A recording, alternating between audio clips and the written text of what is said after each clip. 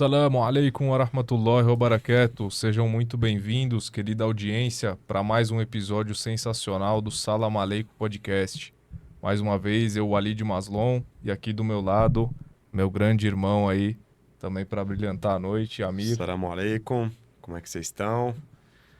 Aí sim, hoje vai ter mais um episódio aí de relevância, né? A gente vem trazendo aí, graças a Deus, convidados que realmente trazem luz, né, Com certeza, trazer um para conteúdo quem está ouvindo, para um ímpar, né? conteúdo profundo sobre questões atuais, né, que vem acontecendo no mundo. E mais uma vez, quero apresentar nosso convidado de hoje, que é professor de filosofia, acadêmico, comentarista político também, e que muito gentilmente aceitou aí nosso convite hoje para participar com a gente, que é o Frederico Crepe. Muito obrigado. Fica à vontade aí para se apresentar para o pessoal também. Salve pessoal, boa noite, boa noite. Queria agradecer o convite, né, para participar. É uma honra estar aqui, poder conversar com vocês. Tenho, pô, eu ia falar minha idade aqui, né? Tenho 31 anos, inclusive o pessoal tá falando de candidatura, de ser vice do Jones lá, eu nem tenho idade para isso, né? Mas, mas o, mas enfim, Vocês fizeram um debate legal, hein? foi um debate massa pra caramba. Tô com 31 anos, professor de filosofia, sou mestre em filosofia aqui pela Universidade de Juiz de Fora, né, Federal de Juiz de Fora. Sou professor do estado aqui de Minas Gerais. Desde 2023, tô com um canal no YouTube também, que felizmente tem dado bastante certo, assim, comentando política, comentando alguma outra coisa também de economia, uma outra coisa também de filosofia, embora a filosofia não seja um grande destaque, assim, por não ser tão famoso, por não dar tanto sucesso assim no YouTube, né? Mas eu tento equilibrar ali os comentários no YouTube, essas análises que eu costumo fazer. E estamos aí, né? Estamos indo pro terceiro ano de canal, felizmente. E vamos trocar essa ideia, vamos conversar. Acho que tem muito assunto aí para tratar, né? Bacana, legal. Queria também pedir aí já para audiência, para já curtir esse vídeo, se inscrever aí no canal, certo? Manda aí para seus amigos, familiares. Entra aí no canal do convidado também, já se inscreve. E vamos começar com essa conversa aí, falando, né, sobre um assunto que é sempre urgente, né? E sempre presente, infelizmente, com muita tristeza a gente fala desse assunto, que é o genocídio palestino, né? Que vem ocorrendo aí já faz muitos anos, mas que agora se intensificou depois do 7 de outubro, né? E desde que começou esse conflito, a gente viu algumas posições do governo, né, brasileiro, questão de falas, né, mais severas, criticando as condutas de Israel, né, assim como outros governantes de outros países também fizeram, né?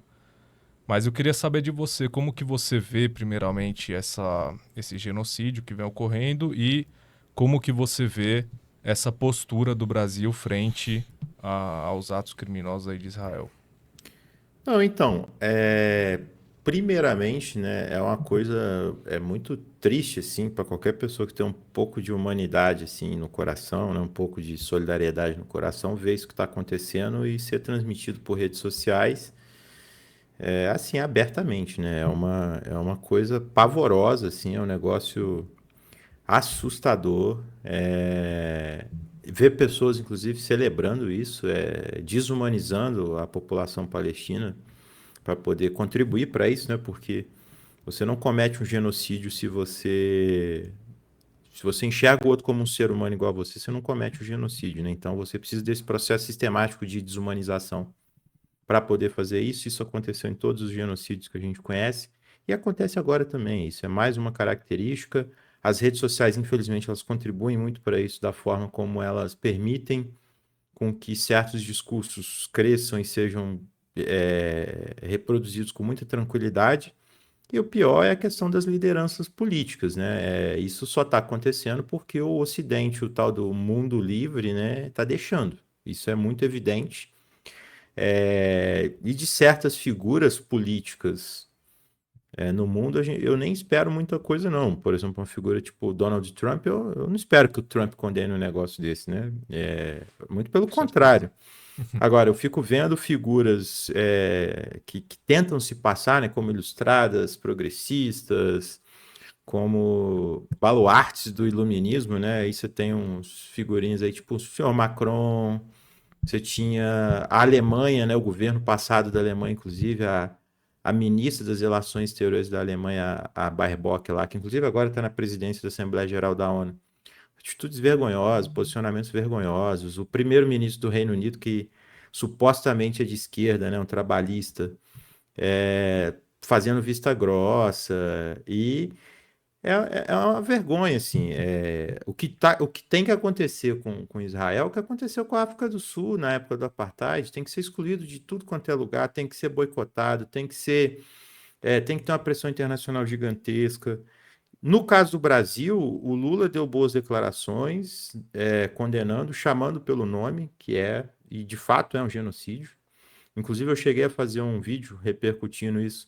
Eu critico bastante o Lula lá por conta da política econômica, por alguns aspectos despolitizantes do governo dele, mas nesse aspecto eu concordei com ele está certo. É de fato um genocídio. Eu só acho que o governo brasileiro tinha que romper relação com Israel. E tinha que pressionar, inclusive, para poder avançar esse processo, né? Agora, parece que está que tá virando uma consciência mais geral, assim, internacional, de que de fato é um genocídio que está acontecendo, mas as lideranças do mundo até agora continuam fazendo vista grossa e continuam permitindo com que isso avance sem muita resistência, sem isso parar, né? Isso é que me É, preocupa mais. porque a gente vê que falar é muito fácil, né? Vários governantes aí falaram, né? Criticaram Israel, mas continuaram a compra, venda de produtos, inclusive militares, né? Financiando essa guerra contra os palestinos, né? Esse genocídio. E aí eu queria saber o que de fato poderia ser feito, o Brasil poderia fazer para contribuir a solucionar esse problema, né? Parar Israel de alguma forma, o que poderia ser feito concreto? A situação do Brasil, o Brasil, infelizmente, a gente não tem uma situação de potência para poder sentar na mesa para negociar com essas grandes potências mundiais aí num patamar mais igualitário, né? Inclusive aqui vai inclusive uma crítica à China, né? Que ela poderia ter uma posição mais ativa nisso que ela também não está tendo, que seria uma espécie de contraponto ideológico, né? Aos Estados Unidos hoje, né? Tem muita gente que ainda tenta emular um esquematismo de Guerra Fria, que nem na Guerra Fria era muito assim também, né? Só lembrar da própria União Soviética em relação à criação do Estado de Israel e tudo mais, mas o Brasil não tem esse poder, né? Então, o que eu acho que deveria acontecer? O Brasil ele deveria se unir regionalmente primeiro em relação aos países aqui que têm essa posição, tentar usar essa liderança regional para fazer isso. Deveria, a meu ver, buscar uma. A diplomacia do Brasil ela sempre foi muito qualificada, buscar e orientar essa conversa, fazer essa pressão no dito terceiro mundo, né, no antigo terceiro mundo, né, vamos dizer assim, tentar fazer uma interlocução com a diplomacia dos países africanos, conversar com os países europeus também, para fazer essa pressão, e, no momento, fazer essa pressão no sentido de jogar uma luz sobre isso para poder fazer com que pelo menos a consciência das pessoas mude ao ponto em que elas pressionem os governos delas a agir, né, a fazer alguma coisa, e isso cria um desgaste político para esses governos, né? E aí eu fico vendo, inclusive, algumas coisas muito positivas, né, vindo, por exemplo, do Reino Unido. O Jeremy Corbyn, ele rompe com o Partido Trabalhista e rompe usando essa questão da Palestina e pressionando e batendo e fazendo duras críticas ao governo, ao primeiro-ministro trabalhista, e isso é uma das principais pautas, né? E não só isso, né? Tem que fazer isso em tudo quanto é lugar para gerar esse desgaste político, porque é só assim que esses caras vão entender, né? E também, na minha opinião, e aí eu sou pô, eu faria isso, né? Se não oficialmente, extraoficialmente, apoiar todas as campanhas de enfrentamento e de desobediência civil para poder quebrar o cerco lá e enfraquecer a narrativa israelense, apoiar essas campanhas, igual tem aí a Flotilha da Liberdade, e Uhum. impulsionar, se possível, apoiar materialmente, lotar aquilo de barco e deixar eles numa situação muito complicada. Eu, pessoalmente, eu gosto muito dessas ações de desobediência civil, de enfrentamento, e eu acho que nesse momento isso é absolutamente necessário, ainda mais nessa questão, que é você levar ajuda humanitária para as pessoas que estão passando fome, né, por conta disso. Inclusive, essa questão da flotilha, né? Foi o que a gente até fez um vídeo sobre isso. Porque você tem vários brasileiros na flotilha, né? E que estão em uma missão de paz, sem fins lucrativos, sem fins militares. Estão indo em barco à vela lá para levar comida para crianças e mulheres morrendo de fome. E é atacada, né, por Israel. E aí, aparentemente, o governo brasileiro aqui não toma nenhuma posição sobre isso, não defende, não garante os direitos desses brasileiros que estão em missão de paz. Então é muito complicado isso, né? E aí a gente vai ficar vendo eles serem assassinados na costa de Gaza, como que vai ser isso, né? Nesse caso, o presidente da Colômbia está muito mais incisivo, está muito mais ativo nessa questão do que o Lula, né? E assim, seria uma força muito grande, um apoio mais incisivo brasileiro nessas questões, né? Ah, com certeza.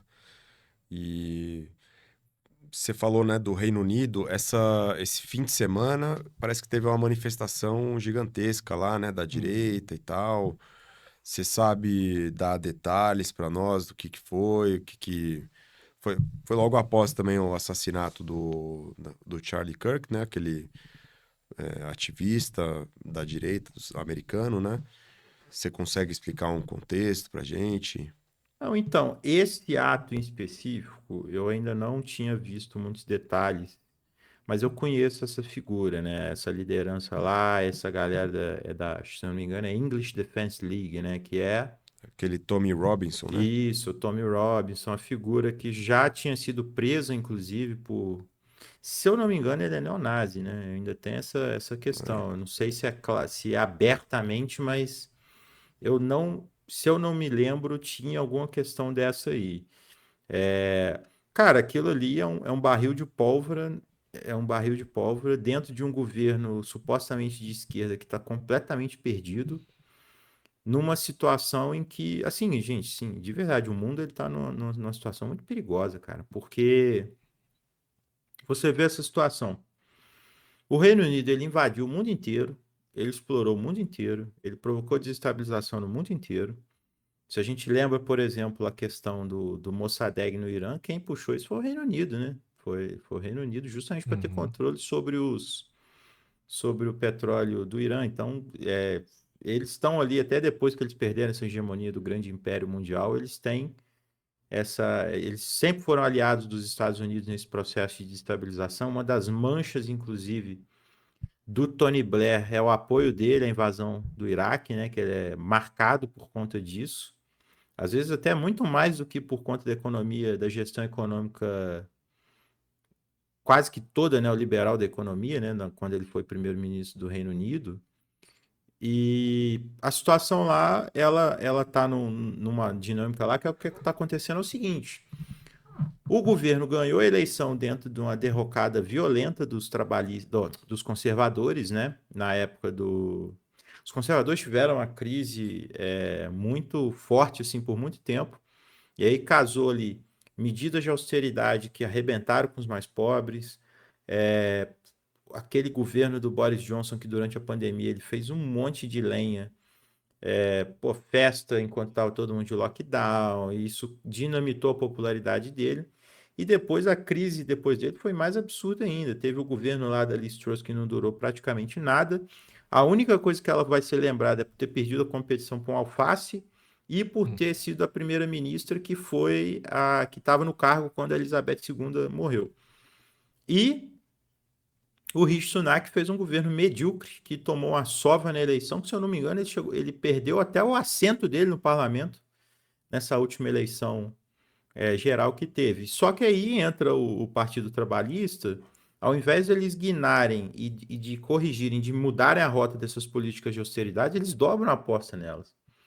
E aí, qual que é a situação que você tem agora? Você tem um partido identificado com a esquerda tocando política de austeridade, dentro de uma situação social que já está explosiva, dentro de uma dinâmica, inclusive o Reino Unido é um dos principais lugares onde se estudam os efeitos da austeridade, e existem pesquisas bem sólidas que mostram até que a austeridade ela está associada com o crescimento da extrema-direita e com esse tipo de discurso.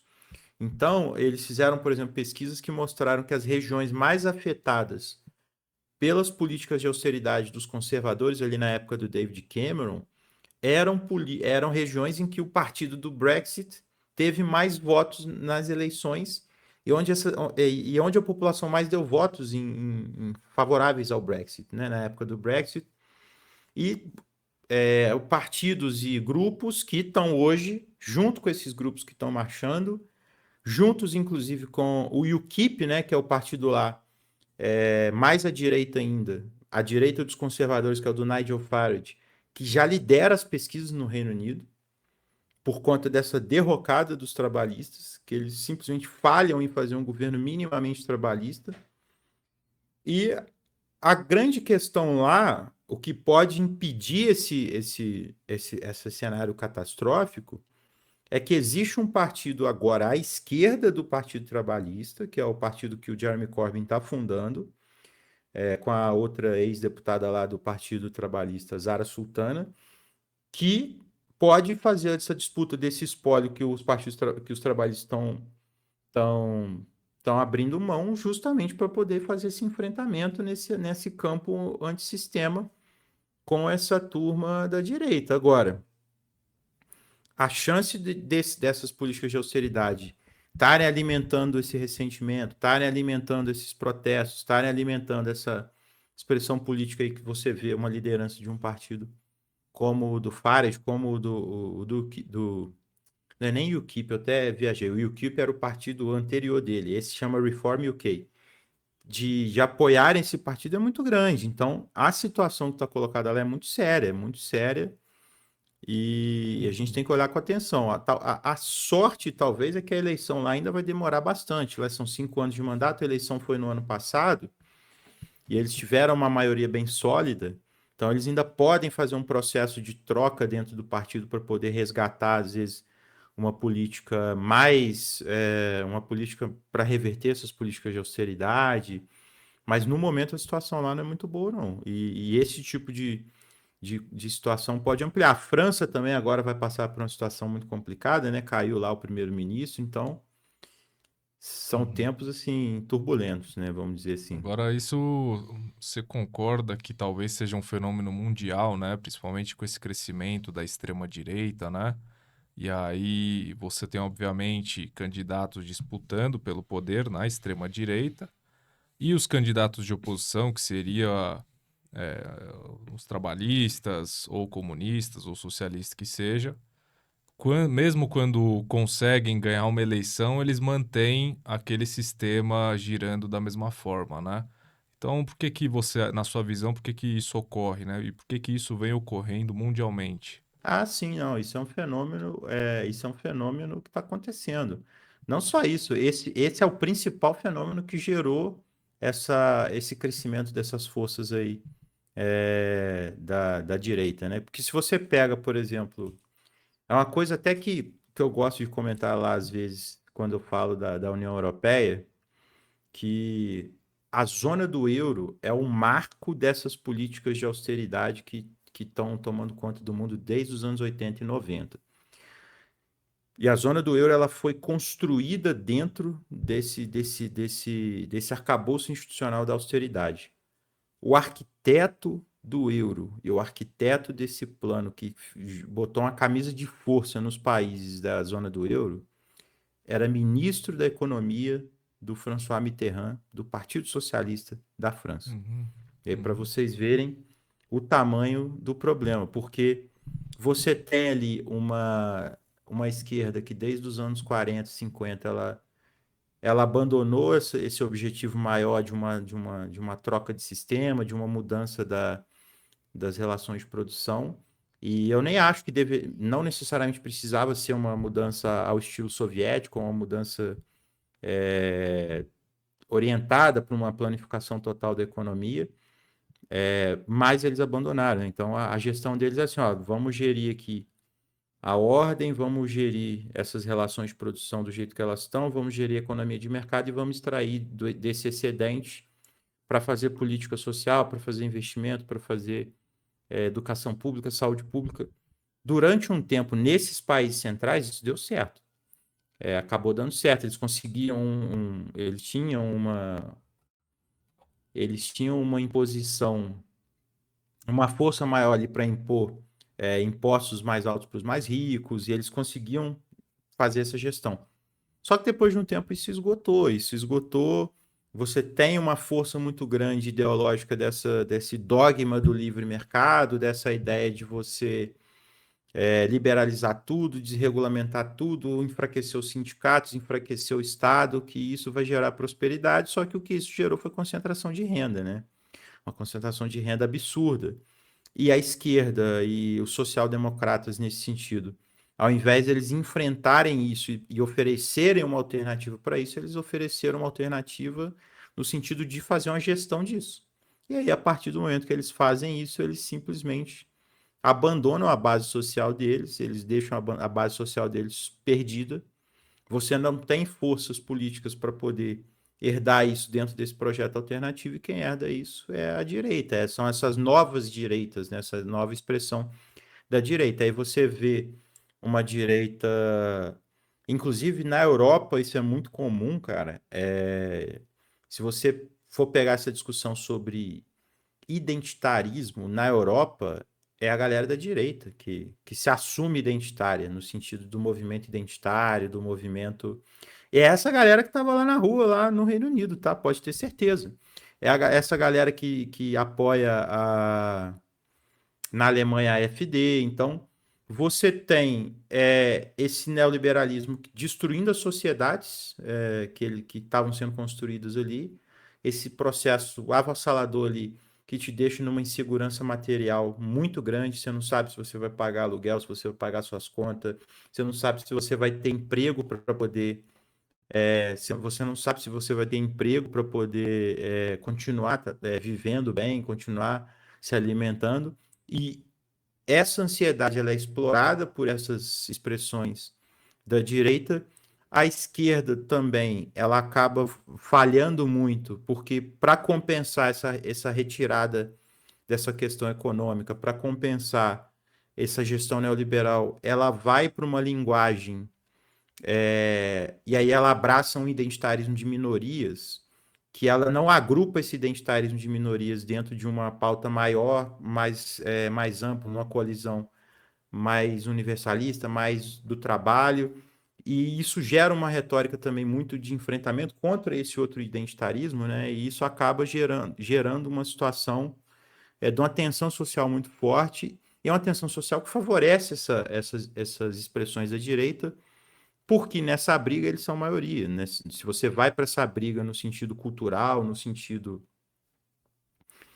da mera identidade, eles são maioria. E aí, nesse caso lá da Europa, a situação está indo para o buraco, na minha opinião, muito por conta disso. Então, se eles não conseguirem quebrar com essas políticas de austeridade, se eles não conseguirem gestar uma política econômica capaz de superar esse processo de estagnação, de crise, de desigualdade muito forte, eu temo que a situação vai se agravar bastante.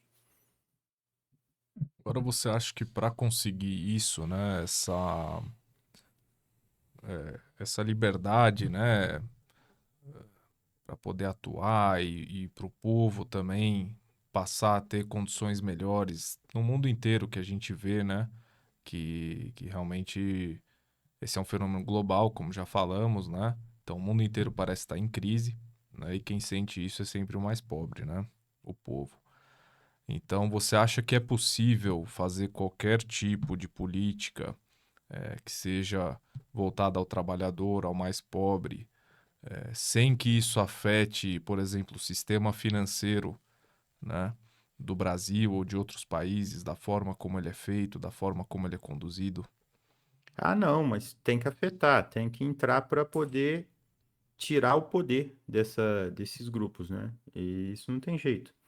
E isso passa por um processo muito forte na minha opinião, um processo de reforma muito forte no sentido econômico. E aqui entra uma dinâmica até. Uma dinâmica de você pensar outras formas de organizar a sociedade em termos econômicos. E, no caso do Brasil, aqui a gente consegue fazer isso casando com a pauta do desenvolvimento econômico. A gente está nessa situação de ainda de subdesenvolvimento, de periferia e tudo mais. E isso é uma perna em termos de projeto, então eu acho que a situação que está colocada hoje dentro da sociedade, dentro dessa questão política, é uma situação muito parecida com o que estava na Europa, quando se estuda a social-democracia na Europa ali na década de 20, na década de 30, que é a falta de um programa econômico para poder enfrentar essas coisas. Então ela precisa desse programa econômico e ela precisa agora de uma mobilização massiva, justamente nesse enfrentamento de povo contra elite, nesse sentido, assumindo uma perspectiva populista, né, no sentido correto do termo, né? No sentido dessa oposição entre povo e elite, no sentido dessa questão do nós contra eles, do 99 contra 1%, para poder fazer essa mobilização, para poder avançar esse projeto. Eu acho que, assim, não é uma saída fácil, mas é uma alternativa possível, uma alternativa que deve ser pensada dentro desse enquadramento que a gente está hoje, para ser uma alternativa a essa falência da social-democracia tradicional. Eu vejo, até confessar, né? Eu vejo que a esquerda, pelo menos brasileira, né? é, Ela faz essa crítica ao sistema bancário, sistema financeiro, mas de forma sempre muito rasa, né? Muito geral, e realmente não tem um projeto, né, alternativo para apresentar. Então fica tudo meio que no campo das ideias, da teoria, né?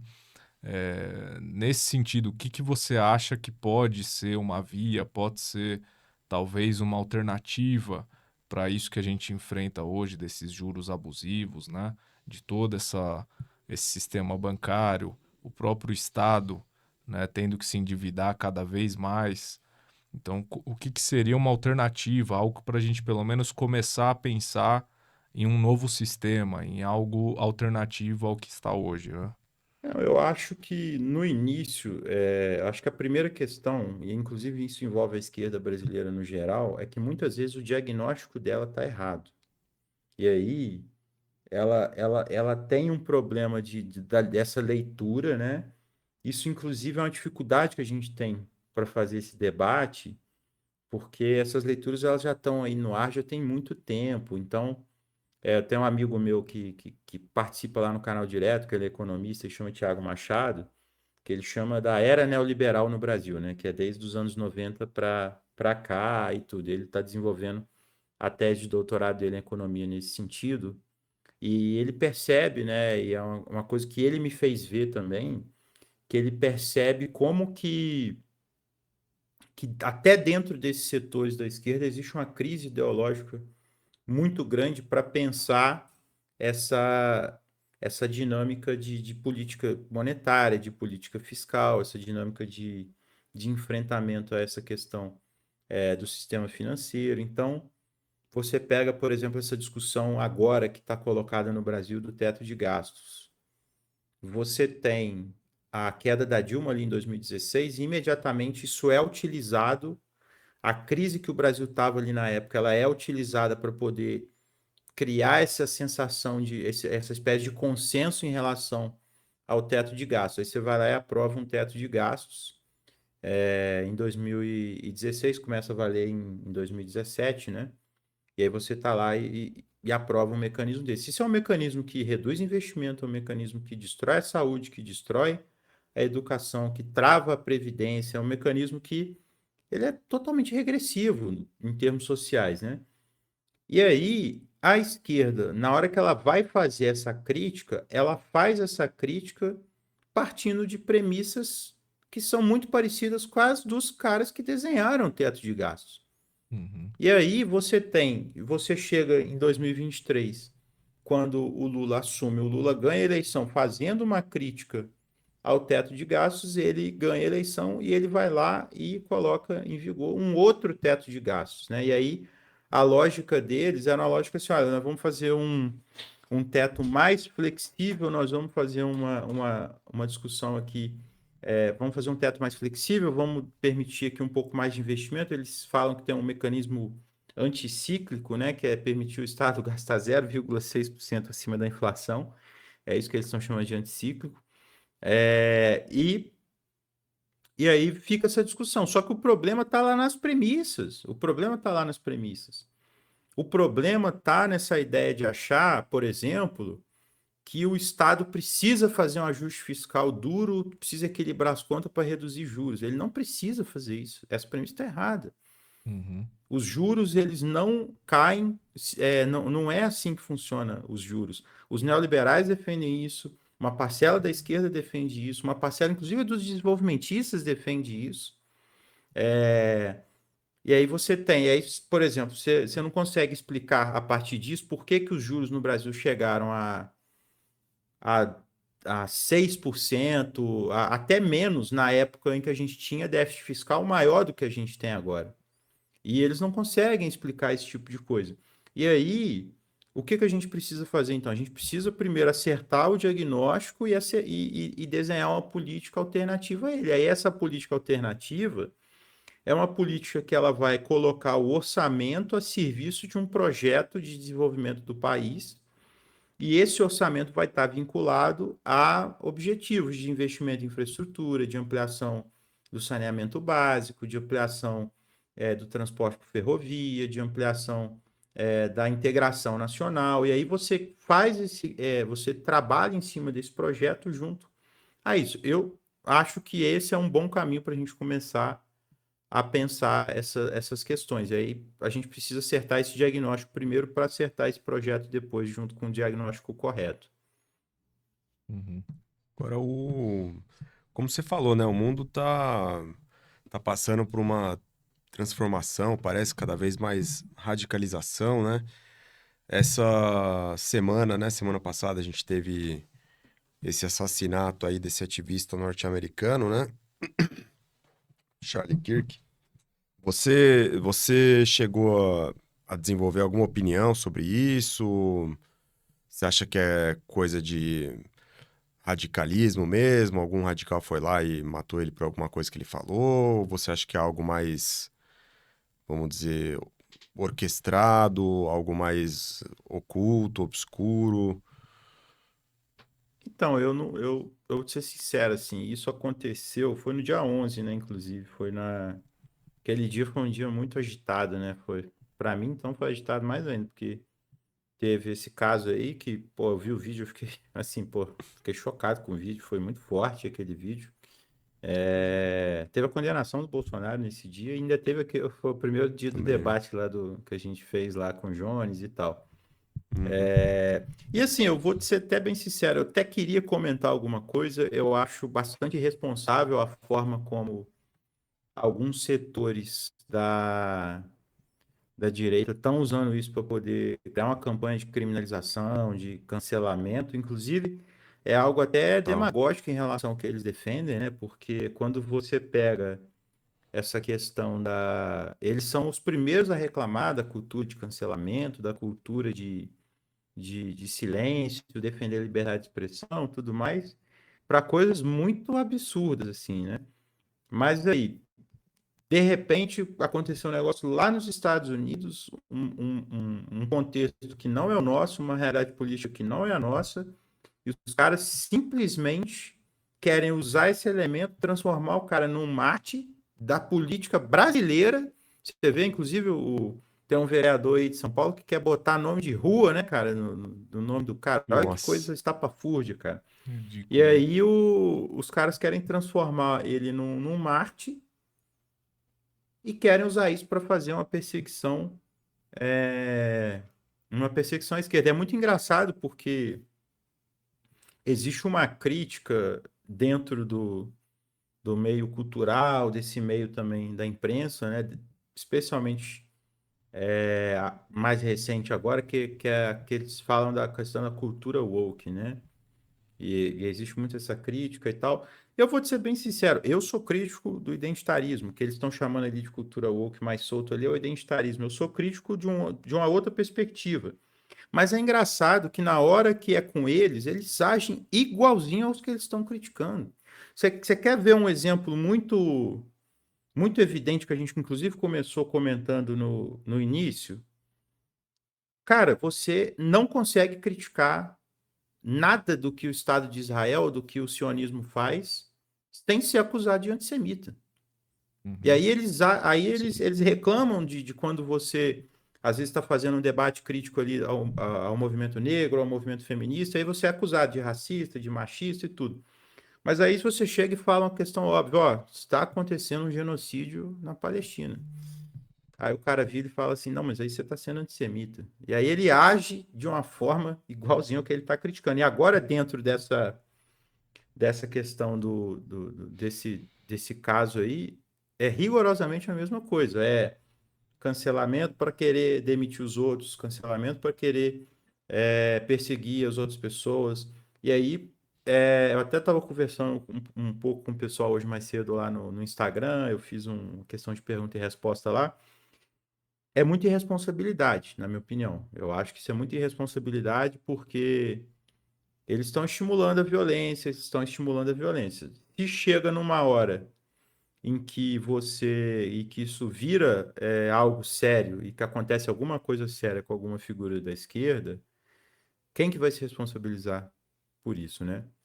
E assim, eu acho que a esquerda erra também muitas vezes em ficar tensionando, em ficar estimulando a briguinha, às vezes até celebrando o que aconteceu lá com o cara. Eu também não sou muito dessa pegada, não. Eu acho que eles erram bastante quando chega nisso, mas assim, o que a gente vê hoje é um estímulo a esse processo de violência que eu espero que não escale, né? E eu tento até, eu até queria fazer um comentário maior sobre isso, queria tentar até puxar para uma questão mais racional, mas eu nem sei se vale muito a pena, porque isso é algo que as pessoas foram tão para passionalidade assim que eu nem sei se vale muito a pena mexer nisso agora e entrar nessa questão sem ser jogado para um desses lados aí de polarização. É complicado. E você vê que é uma hipocrisia e contradição, né? Porque você pega, agora tem o pessoal de direita que está demitindo as pessoas que comemoraram Uhum. a morte desse cara.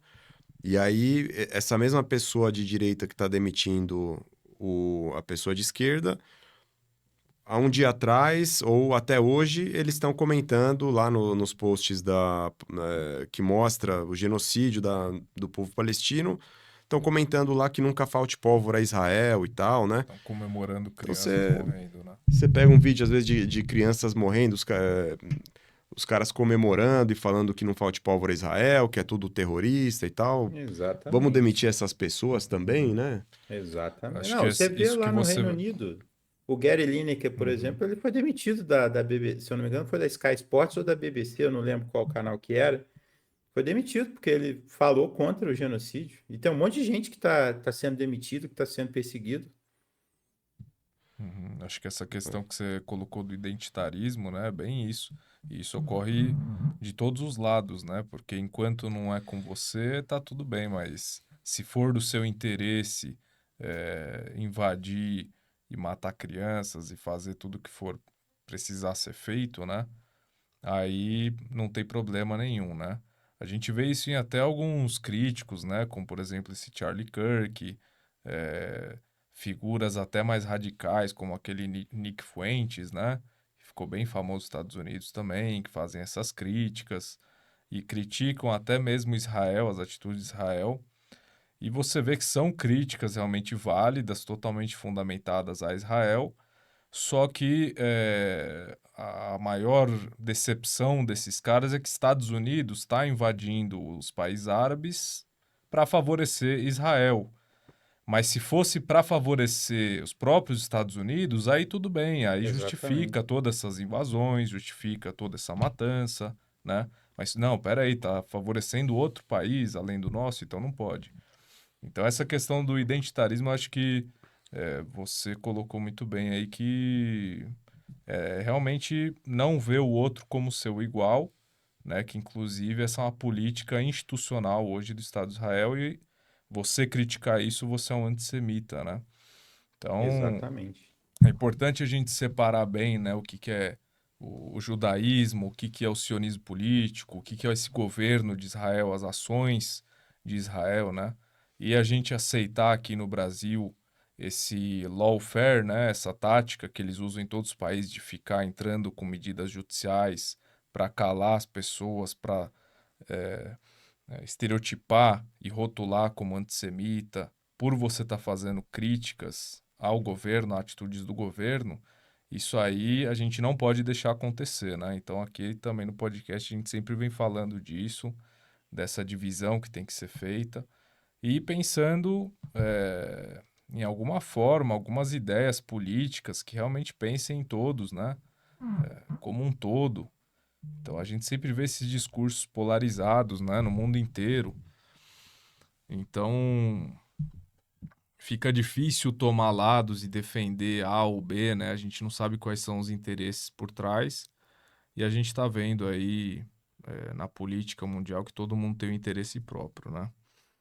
E eu queria saber, né, como que você acha que essa onda de extrema direita, principalmente quando se trata de Israel, né? E dos serviços de inteligência do governo israelense. Como que você acha que isso influencia o Brasil? A gente é vítima também desse sionismo político, na sua opinião? Ah, com certeza. Eu tenho plena certeza disso. Inclusive, é porque a gente tem uma questão de segurança nacional bem frágil hoje, né? Infelizmente, embora o Brasil ele tenha a transição da ditadura para a democracia foi uma necessidade, foi a crítica à ditadura e ao autoritarismo absolutamente correta. Mas a gente precisa fortalecer uma defesa nacional bem forte, precisa fortalecer uma inteligência justamente para lidar com esse tipo de coisa, porque tem coisas aqui no Brasil que são meio que inexplicáveis, né, cara? São situações assim que no futuro certamente serão muito mais fáceis de entender, né? E você vê essa própria questão desse fortalecimento dessa direita bolsonarista, desse lobby violentíssimo que eles têm por Israel, isso não é uma questão natural deles, assim. Isso eles estão, para Uhum. mim não é uma questão natural, assim. Para mim tem coisa Com muito oculta certeza. aí. Não é uma questão natural. E para eles é ótimo, né? Você vai financiando políticos que depois vão estar no poder e vão fazer o que você quer, vão te abrir espaço que você precisa. Essa própria questão do bolsonarismo com o Trump aí agora, né? Eles precisam do Trump para poder se colocar de novo no jogo político e o Trump, se ele sabe que se o bolsonarismo volta ao poder pela mão dele, ele tem o que ele quer do governo brasileiro. Então, isso tudo, isso tudo influencia, né? E eu tenho certeza que influenciou, que está influenciando e que vai continuar influenciando se a gente não tiver uma política certa para poder enfrentar isso. Por exemplo, nesse caso do Trump aí, do tarifaço, né, que ele vem fazendo várias ameaças, vem querendo interferir diversas vezes em julgamentos, no judiciário, né, no executivo, enfim, o cara não tem limites, né? Mas, por exemplo, no caso dele, né, o que que poderia ser feito pelo Brasil como medida ali impeditiva dessa influência externa, né? Bloqueando esses interesses externos, que poderia ser feito pelo governo brasileiro? Não, então, esse é um ponto que eu tenho até de crítica ao governo, justamente por conta dessa questão ideológica que eu tanto falo, assim. Existe uma leitura dentro de boas parcelas da esquerda, do dito campo progressista no Brasil. E assim, gente, isso não é uma crítica vazia, um ataque aqui ao PT, ou ficar batendo no PT por prazer, assim. É uma questão ideológica que a gente precisa discutir. Se o governo tivesse um projeto de desenvolvimento mais robusto, um projeto de ampliação de investimento, de ampliação de obra pública, de fortalecimento de setores estratégicos da economia do Brasil, inclusive setores que envolveriam ali questão de segurança nacional, poderia trazer uma parte importante das Forças Armadas para construir isso, para poder ir fortalecendo esse sentimento de defesa da soberania também. De novo, é bom lembrar que nós tínhamos muitos militares nacionalistas no Brasil, que foram expurgados depois do golpe militar. Então, é possível criar essa consciência, né? E o governo ele deveria aproveitar essa questão do tarifaço para avançar esse projeto. Se você pega a questão da popularidade do Lula, ela melhorou depois que o Trump começou Uhum. a fazer essas ameaças, a impor essas tarifas. Então, o Lula ele meio que ganhou um pouco de capital político para poder deslocar essa correlação de forças, e ele não faz por conta de uma limitação ideológica. Então, um exemplo para vocês, né? A grande questão que se discute no Brasil hoje, a gente discute muito essa questão de juros, essa questão dos juros altos e tudo mais. Mas o debate mais importante ali nessa questão está na política fiscal. É o orçamento público que é o centro do embate. Porque você precisa disputar ali cada espaço dentro do orçamento para você fazer uma política de ampliação do investimento, porque é essa ampliação do investimento que vai voltar depois em forma de crescimento econômico. Então, o governo ele tinha que ter um plano estratégico para ele pegar direcionar investimento em setores-chave da economia para poder destravar a economia, é, melhorar a competitividade da indústria. Então, isso tinha que estar ancorado com esse plano mais amplo de industrialização, de fortalecimento da educação de qualidade para poder trabalhar em conjunto com a redução das desigualdades, para poder trabalhar para levar saneamento básico com mais eficiência para o Brasil inteiro e tudo mais. Isso tudo passa pelo orçamento público. Então, na hora que o governo tem uma oportunidade dessa, ele podia virar e falar: olha, gente, infelizmente isso estava fora do script, ele podia usar isso como uma retórica. Olha, isso estava fora do que a gente estava planejando, nós estamos sofrendo uma agressão muito forte de uma nação estrangeira e nós temos que suspender a regra fiscal para poder direcionar a demanda que não vai ter mais dos Estados Unidos para dentro do mercado interno aqui para a gente poder preservar a nossa economia. Eu acho que se ele faz essa disputa política internamente, ele ganhava essa disputa. O problema é que ele não fez. E aí, por que ele não fez?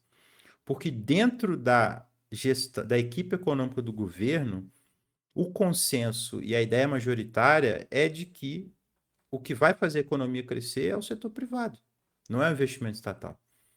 Então, essa é a limitação ideológica. Essa é a limitação ideológica deles para poder fazer esse tipo de enfrentamento. No lugar dele, eu faria isso. Eu aproveitaria essa oportunidade. Agora, quando você fala investimento estatal, isso acaba tendo como consequência o aumento de imposto? Não necessariamente, porque aqui nesse caso, eu estou falando de uma política que poderia ter um déficit fiscal. Não seria um grande problema para o Brasil, por exemplo, se você pega o resultado fiscal do Brasil no ano passado, só para a gente comparar. O Brasil teve um déficit primário de 0,09% do PIB. Esse foi o déficit mais baixo em 10 anos. Esse foi o déficit mais baixo disparado das principais economias do mundo, de economias do tamanho da do Brasil. Só uma comparação para vocês. A China teve um déficit de 4% do PIB e sempre tem déficit nessa escala porque ela sabe que ela direciona isso tudo para investimento. A Índia teve um déficit de mais de 2% do PIB nessa escala, com altíssimas taxas de investimento. Então, se o Brasil chega e fala assim: olha, gente, ó, esse ano nós vamos fechar aqui, nós vamos ter um déficit de 1%, isso vai estar direcionado para investimento, então isso não vai ser um grande problema, porque isso vai voltar em crescimento na economia e a gente vai conseguir sair dessa dificuldade e isso volta em arrecadação, volta em crescimento. Então, isso daria certo de fazer essa disputa sem muito problema. A questão é que há essa limitação ideológica. Você acha que a limitação é ideológica ou é realmente uma limitação Prática. prática? É, assim, realmente as amarras que o sistema impõe a qualquer um que tente governar, né? Sim, sim, existem as limitações práticas, assim, não é negando isso, né? Existe essa discussão, essa própria discussão de correlação de forças e tudo mais. Isso existe. Então, assim, se, por exemplo, se o governo fizesse o que eu estou propondo, isso ia ter reação na sociedade, isso ia ter reação no parlamento. Só que dentro da lógica da equipe econômica é a ideologia deles. Esse é o problema. Então, por exemplo, se você pega a fala do Haddad no dia que ele levou o arcabouço fiscal para o Congresso, ele fala o seguinte: ele fala assim, nós estamos plenamente convictos, ele fala mais ou menos assim, nós estamos plenamente convictos que não vai ser o investimento público que vai puxar o crescimento econômico brasileiro, vai ser o investimento privado. E aí, na cabeça dele, e aí é onde está esse problema ideológico, na cabeça da equipe econômica, qual que é a lógica deles? Eles vão reduzir o déficit público, e aí eles vão equilibrar as contas, e aí, com esse equilíbrio das contas, eles vão reduzir a taxa de juros, e essa redução da taxa de juros ela vai aumentar o investimento no Brasil, e esse aumento do investimento vai acelerar o crescimento econômico. Isso dentro de um raciocínio econômico, você pode olhar para isso e falar, pô, até faz sentido. Só que a discussão é assim que a realidade funciona? E aí o governo hoje ele está oscilando dentro dessa perspectiva ideológica ou ele parte de uma outra perspectiva ideológica que é a perspectiva de que mesmo que não é assim que as coisas funcionem, que as coisas funcionam, né? Não é, mesmo que não seja assim que as coisas funcionam, o mercado acredita que é assim que funciona, então ele vai se comportar dessa forma. E aí, quem tem uma posição nesse sentido é o presidente do Banco Central, o Galípolo. Então, a atuação dele dentro da política econômica no Brasil hoje, ela não é em nada contrária ao que ele defende em termos teóricos. Ele tem um livro do Galípolo, por exemplo, que ele escreveu junto com o Beluso, que é uma grande referência nesse debate econômico dentro de uma das vertentes do que se chama da heterodoxia, né, no Brasil. A tese dele, por exemplo, ele usa uma frase que é como se fosse um mantra assim dele, que é as pessoas, Deus pode existir ou não, a gente pode até achar, Deus pode existir ou não, mas a fé das pessoas é real. E o que eles estão querendo falar com isso é o seguinte: pode até ser que uma política maior de gasto público, ela é possível, isso realmente, a ideia que as pessoas têm sobre o gasto público, ela está errada, a ideia que as pessoas têm sobre o orçamento e sobre o déficit público, ela está errada, mas é assim que o mercado acredita, então ele vai se comportar de acordo com essa crença. Eles defendem isso. E aí, por isso que eles defendem essas políticas também. Só que, assim, isso também está errado, porque o mercado pode acreditar no que ele quiser. Existem relações econômicas que elas funcionam independente da crença das pessoas. Mesmo dentro de um campo que é o da economia, que é um campo muito afetado por essa questão psicológica e tudo. Um exemplo que eu dou agora é o dólar. O que vocês ouviam sobre o dólar no final do ano passado? Vocês lembram disso? Ia Pô, tava explodindo estourar lá, para tava... 6, 7, 8. Exatamente. Ia chegar em 6,50, 6. Ele chegou a fechar no ano passado, se eu não me engano, em 6,26. Não, vai chegar em 7, vai chegar. Eu vi recentemente, inclusive, né? Era o BTG Pactual falando que ele ia chegar em 6,35 e que não descartava nem chegar em 7. Pois bem, hoje a gente está aqui conversando, né? Hoje é dia 16, né, de Hoje é dia setembro. 16 de 16. setembro. O dólar fechou em 5,31, que é um dos menores valores assim em muito tempo.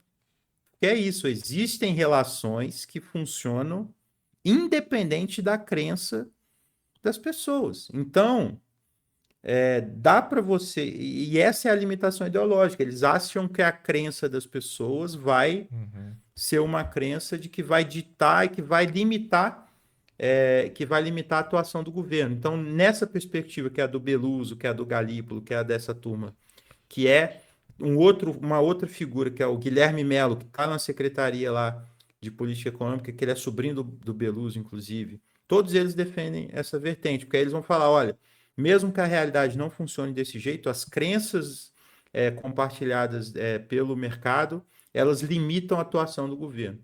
E aí, por isso que eu falo que nesse sentido ela é uma questão também ideológica. Entendi. Agora, e se você tira os juros da jogada, por exemplo? Como que você imaginaria um sistema sem juros? Ah, não, mas aí entra a questão. Esse é um bom debate que inclusive uma parcela da esquerda também ela precisa fazer isso, precisa entrar também nessa parcela. Igual eu falei, a questão principal ali é a questão do orçamento. Sim. A questão dos juros, existe um problema dos juros que é o seguinte: nesse o que está fazendo, igual a gente está numa dinâmica agora, que inclusive é uma dinâmica que refuta a própria teoria que embasa o sistema de meta de inflação, né? A gente está vendo ao mesmo tempo a queda do desemprego e a queda da inflação. Segundo eles, o que está gerando a inflação é o aumento de demanda.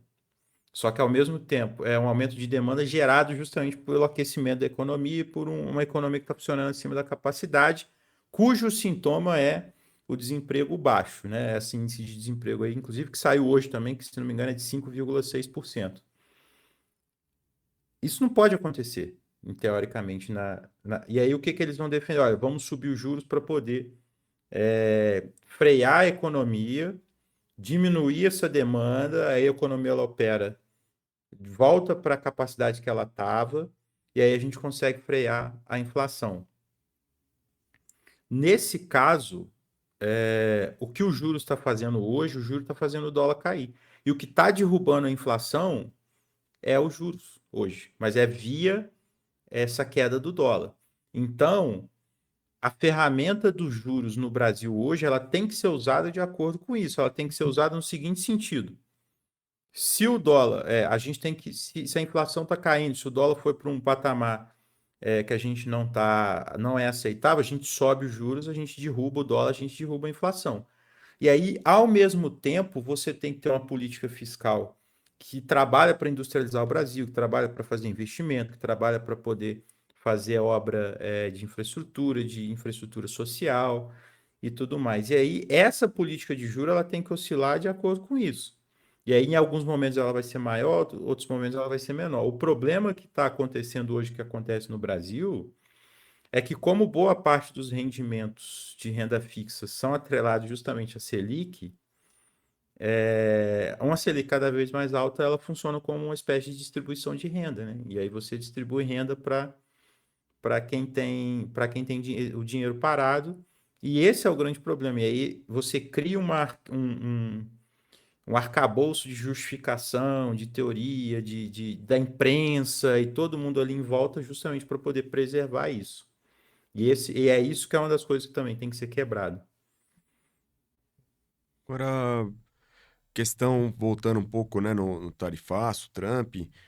Então, o objetivo do Trump ali era realmente frear o ministro Alexandre de Moraes, o STF, né?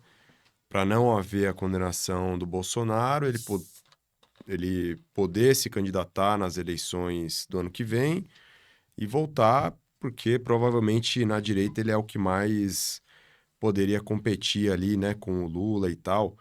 Então, esse objetivo, graças a Deus, o STF não recuou, né? Alguns ministros, né? Mas, enfim, o Alexandre de Moraes, que era o principal ali, não recuou. Houve a condenação e praticamente Bolsonaro, né, se tudo seguir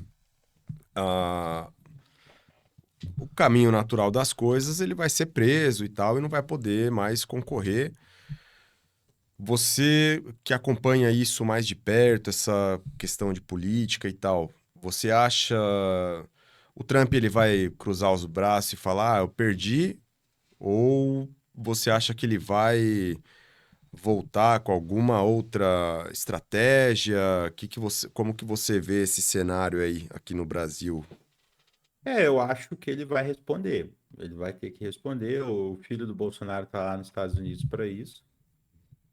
Inclusive, está saindo agora, né, a notícia aí de que ele estaria se filiando em outro partido para ser candidato a presidente, para poder ter essa candidatura presidencial.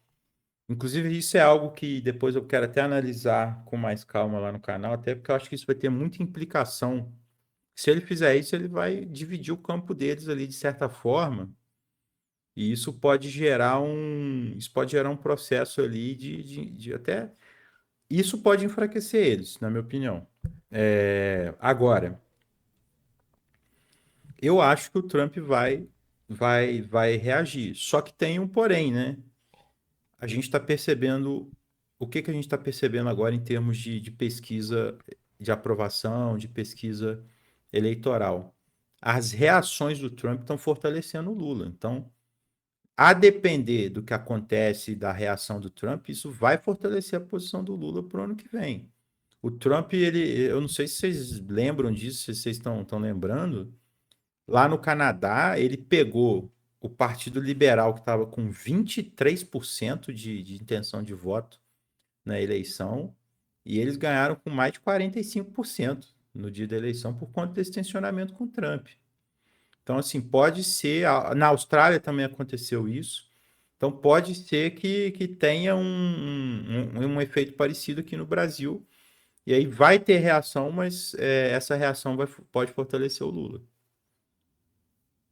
Se Deus quiser, né? Se houver essa divisão dessa direita extrema, né? Cada um no seu ego ali querendo se candidatar, então É, Flávio Bolsonaro se candidatar de um lado, Tarcísio de outro, e enfim, eu Isso acho é um que cenário isso interessante. acaba Eu acho que esse cenário é fragilizando, né? bom. Esse cenário é bom porque ele enfraquece dessa questão da frente ampla do Lula. Porque essa frente ampla do Lula aí tá uma frente ampla tá muito à direita. E é uma frente ampla assim, olha, a esquerda não pode falar nada e a direita ela pode ditar os rumos do governo do jeito que ela quer. Se dá esse enfraquecimento desse campo, facilita para surgirem outras alternativas dentro da esquerda para fazer essa disputa eleitoral, para poder fazer essa crítica econômica, essa crítica política ao lulismo, para poder fazer esse tensionamento e não deixar também ele ficar muito confortável nessa posição, né? Até para poder fortalecer essas outras posições Uhum. para terem parlamentar, para terem partido, para terem força política para poder pautar o debate no Brasil. Porque hoje, na verdade, assim, a gente apoia o Lula e tal, muita gente, porque não tem outra opção sem ser a direita extrema, né? Então, você tirando a direita extrema da jogada, às vezes pode surgir ali outras opções também mais condizentes com esses princípios que você estava explicando, né? Então, até o Jones Manuel falou em candidatura dele, né? Sim. Isso pode fortalecer uma candidatura dele, por Uhum. exemplo. Se o Ciro tivesse no PDT e tivesse um controlezinho do PDT, que era o meu sonho, né? Até um tempo, ele também poderia se colocar direito nessa questão, mas agora o trem dele já foi, né? Mas até um outro campo, né? Não necessariamente um campo do Jones, né? Mas um outro Uhum. campo de um. Aí poderia vir até, ó, poderia vir uma centro-direita não bolsonarista, poderia vir uma centro-esquerda não petista, poderia vir uma esquerda Uhum. mais Uhum. radical. Isso seria, eu acho que seria positivo para o Brasil, sendo bem sincero. Tendência a voltar mais para o centro, né? Agora, se a eleição, vamos dizer, na eleição, se o Tarcísio se candidatar pela direita e o Lula do outro lado, hoje você diria que quem tem mais chances aí de vencer, né? E tirando o Lula da equação, quem teria chances de vencer também? Pois é, isso é uma questão. Porque, assim, dentro desse campo bolsonarista, o Tarcísio é o mais forte, na minha opinião. Ele é disparado mais forte, ele é esperto, ele tem capacidade de aglutinar apoio político e tudo. Mas eu acho que ele está se enfraquecendo. Essa questão do Trump está enfraquecendo ele, essa questão das brigas internas ali Uhum. no campo bolsonarista estão enfraquecendo ele, tanto que isso já está sendo expresso nas pesquisas. Uma outra coisa que vai que não sei se vai enfraquecer ele, mas que eu vou fazer questão de cobrar vai ser o desastre do plano do Milei lá na Argentina, que ele elogiou tanto, né? Então, vou bater, vou perguntar, cadê o sucesso? É isso aí que você quer para o Brasil? Isso tudo vai cair na conta dele de alguma forma, isso pode gerar algum arranhão ou uma outra coisa, né? Nesse lado, mas assim, a preço de hoje, eu acho que até nisso o Lula é favorito, e aí entra essa questão. Para mim, o Tarcísio ele só vem se ele tiver garantia de que ele vai ter uma candidatura muito competitiva. Se ele começar a desidratar antes desse processo de escolha, de definição de candidatura, ele fica para o governo do estado porque ele tem uma chance de uma reeleição bem garantida ali. Uhum. Do lado do Lula, eu acho uma coisa meio parecida. O Lula vem se ele tiver garantia de que ele vai ganhar, ou de que ele tem mais chance de ganhar. O problema é meio que esse, né? Porque ele pode achar que ele vai ganhar num cenário em que vai ficar claro que ele não vai ganhar. Isso pode acontecer. Ele pode, se ele não conseguir se candidatar de alguma forma, não tem candidatura, na minha opinião, competitiva para substituir ele, pelo menos no mesmo nível dele, dentro desse bloco deles. E isso é uma dificuldade que eles têm, que eles vão ter para o futuro, que eles já podem ter para agora. E isso é uma coisa para se observar, assim. Eu vou te ser sincero, eu falo essas coisas meio polêmicas, assim, para forçar uma certa discussão, mas o candidato mais competitivo fora do Lula nesse campo deles é o candidato que, se o Lula não for candidato, é o candidato que eu vou fazer, não campanha para ele, né, mas que eu vou propor que ele seja o candidato é o Alckmin. Porque o Alckmin hoje ele não teria o salvo-conduto que o Lula tem para fazer certas coisas que a esquerda deixa ele fazer. Ele certamente teria que agradar uma base à esquerda que ele vai precisar do voto, porque agora ele já está em outra realidade política, ele não vai poder ganhar pela direita. Ele vai ter que ganhar afagando os setores da esquerda. E ele liberaria esse campo aí de alternativas à esquerda a esse campo lulista, o que seria para mim bem positivo em termos políticos. Pô, quem diria que a gente iria falar que o Alckmin é a nossa melhor opção É uma para análise, as próximas eleições É o presidenciais aí camarada por aí. Geraldo. Tá difícil, viu, meu? é uma análise interessante e faz sentido, né? Porque realmente o Lula ele tentou, ele pode fazer o que ele quiser, que a base dele não vai criticar e tal. E também assim, só para esclarecer também, né? As críticas ao Lula que a gente eventualmente faz ou o convidado faz, não quer dizer que a gente não vai votar nele numa competição ali entre ele e uma direita, uma extrema direita, né? Mas são críticas que devem ser feitas para qualquer pessoa que esteja nesse cargo, né? E não esteja atendendo expectativas em uma ou outra Uhum. pauta. Em alguma pauta ele pode estar atendendo a expectativa, em várias pautas, inclusive. Questão de Israel, a gente está muito satisfeito, né, com a conduta dele. Poderia ser melhor? Poderia, mas, poxa, já é algo muito grande, Pelo né? menos Assim, não tá ele... apoiando Israel, né? Pô, é algo, assim, gigantesco o que ele tá fazendo, né? Usando a Sim. palavra que ele tá usando, descrevendo como genocídio. Isso aí é algo para bater palma um dia inteiro de pé, assim, no sol, né? Tipo, um negócio... Agora... Então, assim, Assim, só só um para... adendo para isso.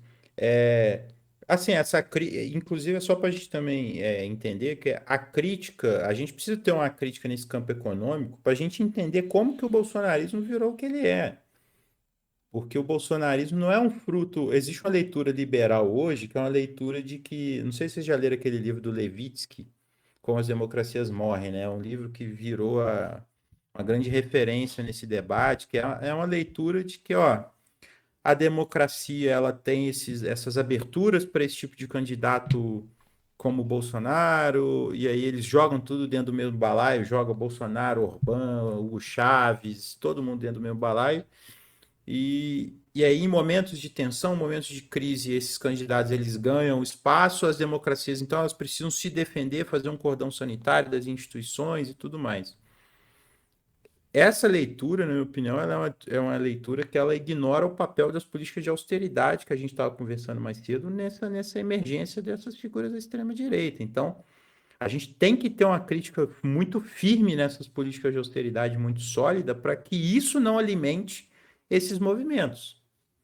E aí a gente precisa de uma Com leitura certeza. correta dessa ascensão desses grupos, né, da direita Então, e tudo mais. mesmo que não seja alguém de extrema direita ou da direita que esteja governando, a pessoa, mesmo na esquerda, pode estar favorecendo aos mesmos interesses, né, que seriam favorecidos com a extrema direita, né?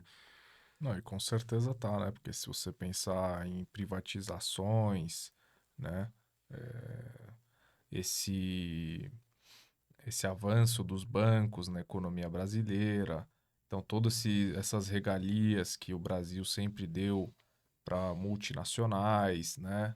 O próprio favorecimento da isenção fiscal para a exportação de certos produtos, né? Então, é muito mais barato você exportar do que voltar para o mercado interno e aí fazer um refino daquele produto, algum processo maior de industrialização nele.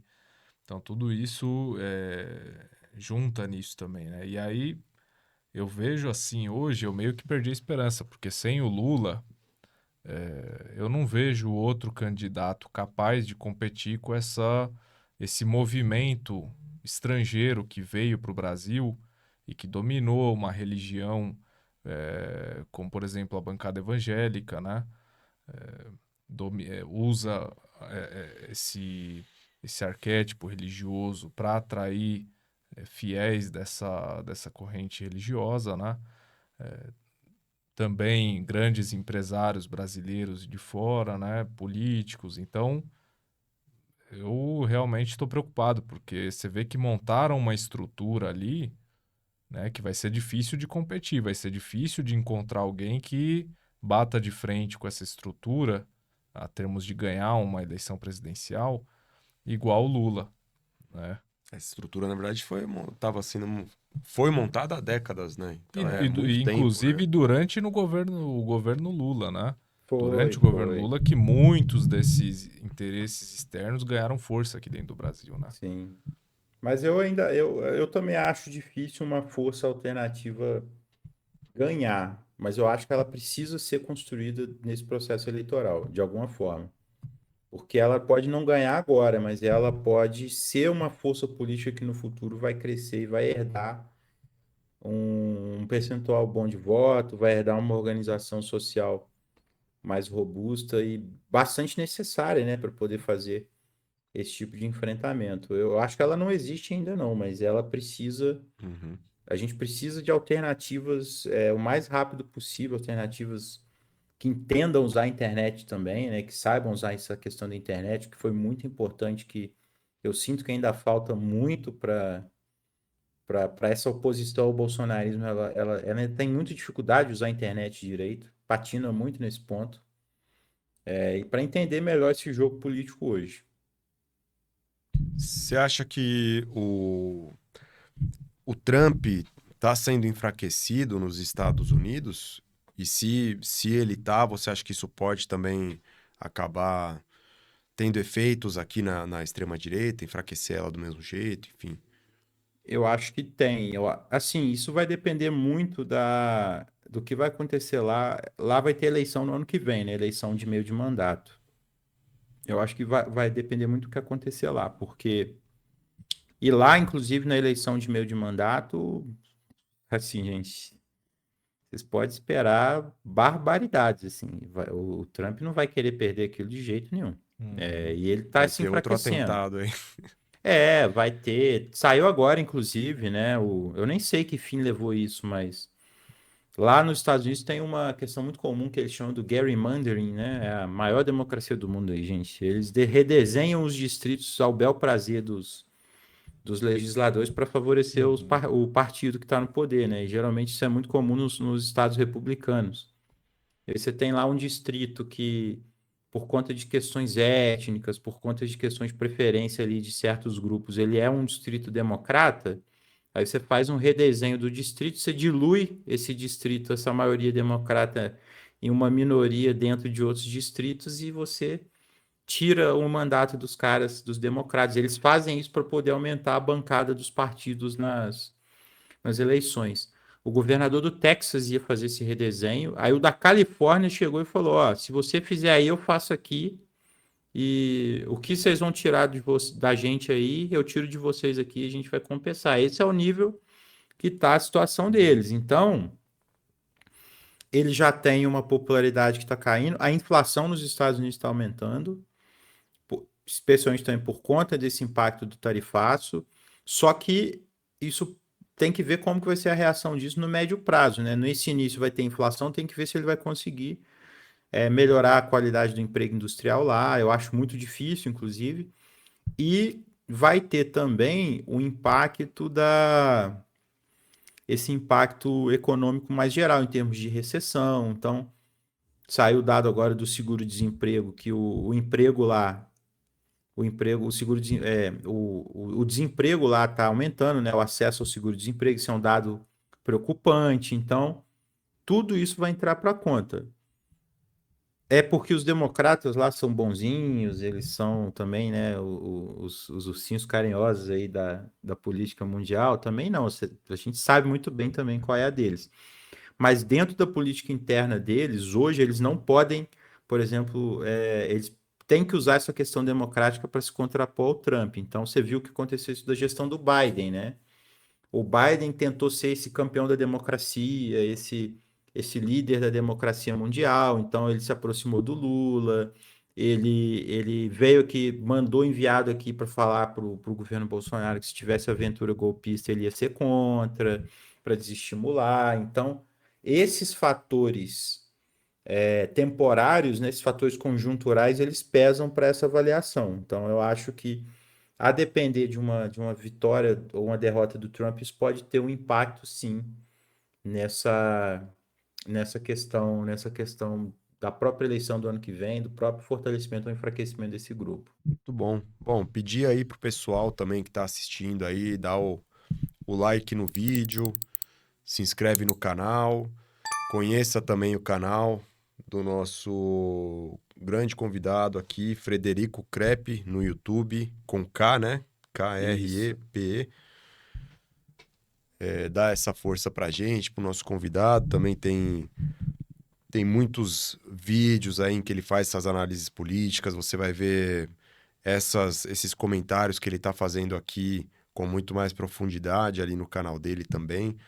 Então, peço esse apoio aí. A gente está se aproximando a 1h30 do nosso episódio. Queria convidar o pessoal também. A gente na verdade, Frederico, a gente tentou fazer uma campanha, né? Tem um pessoal lá de Gaza, umas mulheres que enviaram mensagem, né? Pedindo para a gente, se conseguir ajudar, elas têm aquelas campanhas GoFundMe, né? Aquelas que elas colocam na bio do perfil delas. E aí a pessoa pode mandar um dinheiro para elas lá, né? Claro que os bancos não estão funcionando, então elas conseguem trocar, você manda para essa campanha de arrecadação e elas conseguem trocar esse dinheiro de banco por nota viva mediante pagamento de uma taxa lá, que muitas vezes é abusiva, né? Mas enfim, elas estão precisando de muita ajuda. E a gente tentou postar, você acredita? A gente tentou postar essa campanha no Instagram. O Instagram bloqueou o post, assim, não deu nem para subir um segundo, assim, já... Cara, Isso que não pode ser bizarro. postado, você vê? E aí, assim, você vê... Esses dias no Facebook, a gente viu uma campanha mostrando fotos das crianças e das pessoas palestinas lá em desespero, né, levando bombardeio, na fome e tal. E era uma campanha em que o perfil falava que essas pessoas eram de Israel e pedindo para fazer doações para Israel. Esses posts eram um golpe, na verdade, né? Eram golpistas aí, justamente para pegar esse pessoal evangélico e tal, para doar para Israel, mostrando fotos das pessoas palestinas, do sofrimento palestino, né? Esse post, você acredita que ficou assim dias, semanas, né, rodando ali no Facebook, no Meta, e o Várias nosso pessoas post lá. de que é realmente para pessoa que precisa, não é golpe, não é nada, não conseguimos nem subir, né? Caralho, que absurdo, cara. É isso. E várias coisas, É, né? A gente tenta postar alguns vídeos falando de Israel, às vezes vídeos de falas dos próprios ministros israelenses, né? Falando que tem que eliminar Gaza, tem que matar todo mundo mesmo. E a própria plataforma não deixa você postar. A plataforma te boicota. Agora o vídeo do cara falando que precisa matar criança em Gaza, né? Que são crianças terroristas. Esse vídeo a plataforma não corta, não silencia, né? eu Então, te pô, tá um falo, cara, eu absurdo tenho a isso aí. percepção de que eu tenho a percepção de que esse tipo de conteúdo é cortado, sim. Não, O sem alcance é dúvida, diminuído, é cortado.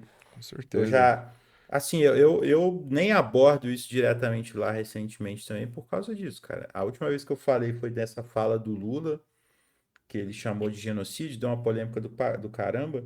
E na época que eu fiz esse vídeo, eu tava com 4 para 5 mil inscritos, assim. E naquela época eu vi já, assim, eu pensei, pô, é um tema que tá em alta, é uma fala polêmica.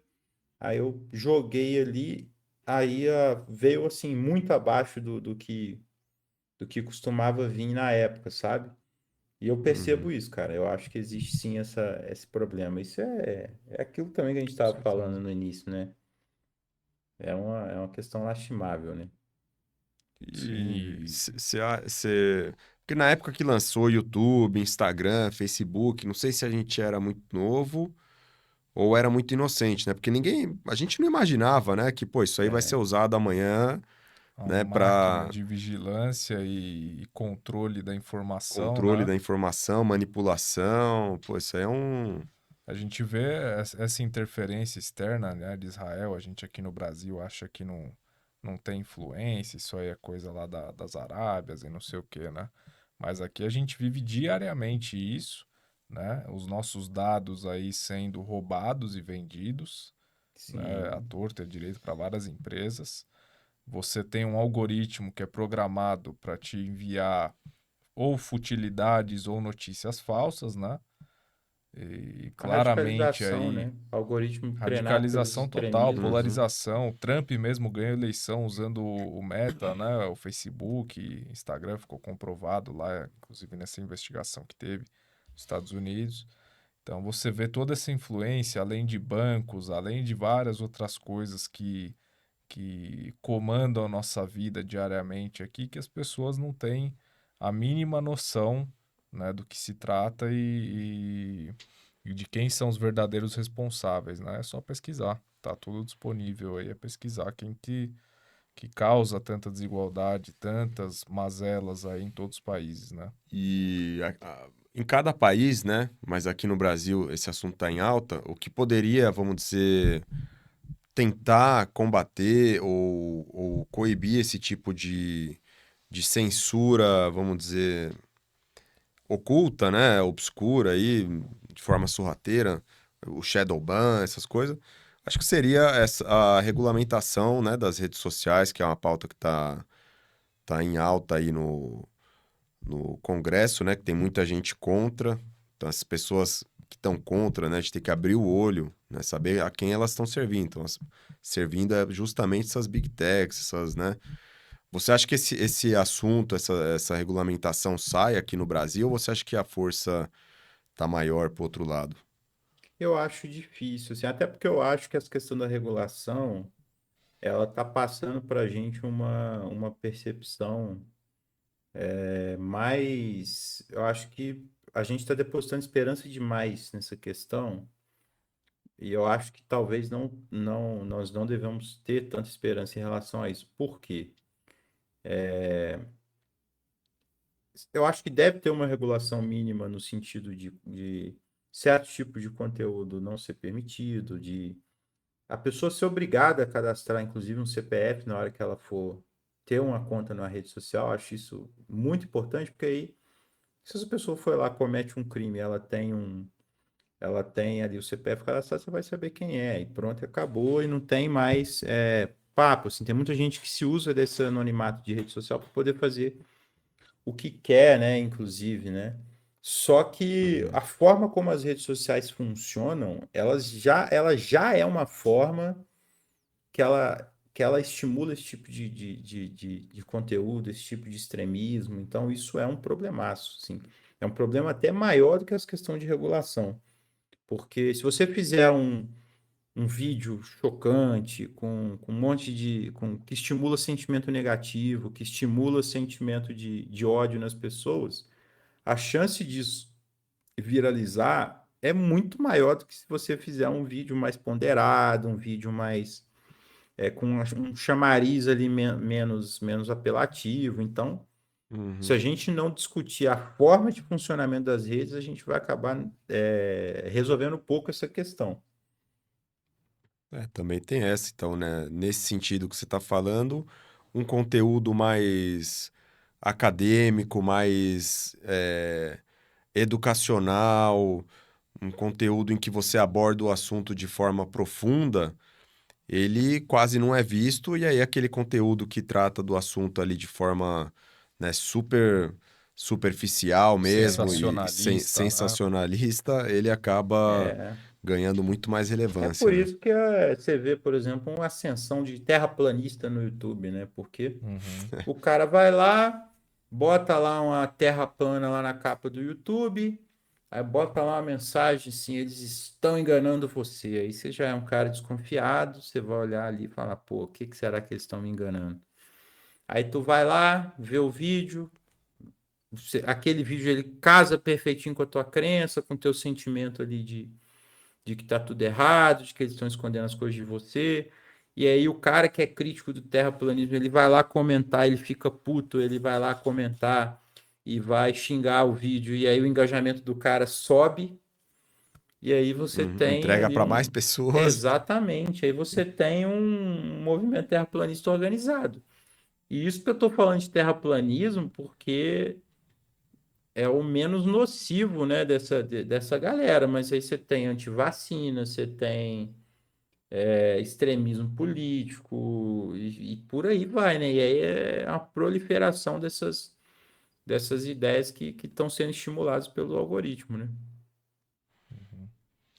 E esse é um podcast feito por muçulmanos, né? Pode-se dizer que é um podcast islâmico, né? Da cultura islâmica, voltada para também divulgação da nossa religião, da nossa cultura, né? Eu queria te fazer uma pergunta. Você, não sei o quanto que você conhece sobre o Islã, se você chegou a conhecer em algum momento da sua vida, mas claramente eu acho que você é uma pessoa que enxergou que esse rótulo de terrorismo, né, nos muçulmanos foi algo totalmente feito ali de forma Fabricado, né? fabricado, né, de forma proposital ali para poder, né, quem analisa a geopolítica não tem como não ver Descartar isso, isso, né? com Foi certeza. fabricado para poder ali explorar os recursos do Oriente Médio, que são, pô, gigantescos, ali são fartos, né? Então, quando que você percebeu, assim, que realmente o que fizeram, vamos dizer, com os muçulmanos nessa questão foi ali fabricado e que isso não tem a ver com religião?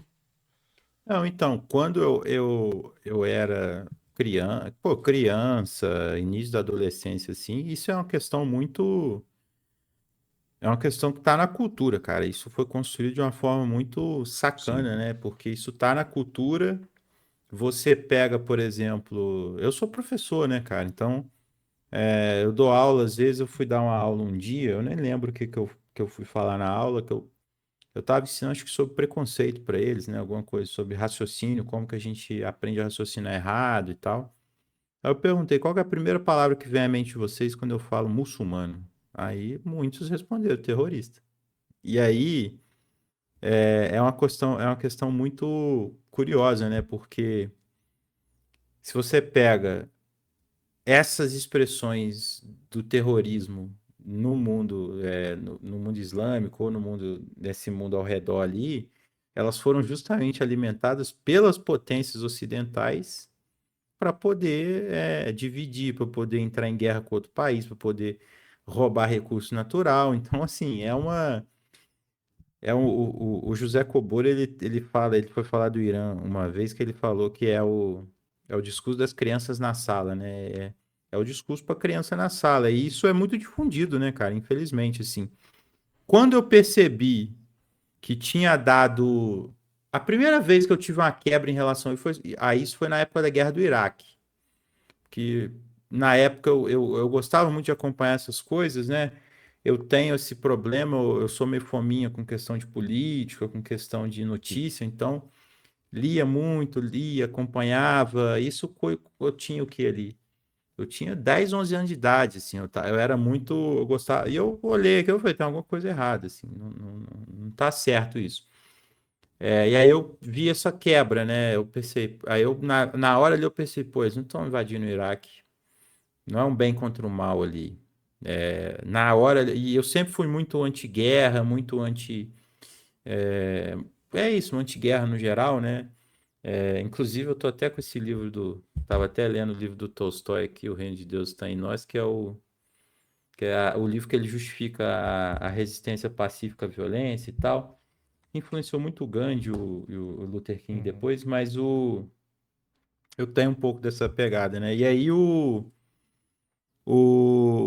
Eu fiquei indignado, assim, eu falei, pô, como é que pode um país ir lá, fabrica uma justificativa e vai invadir outro, né? Aí depois, mais para frente, eu fui descobrindo que o mundo não era desse jeito.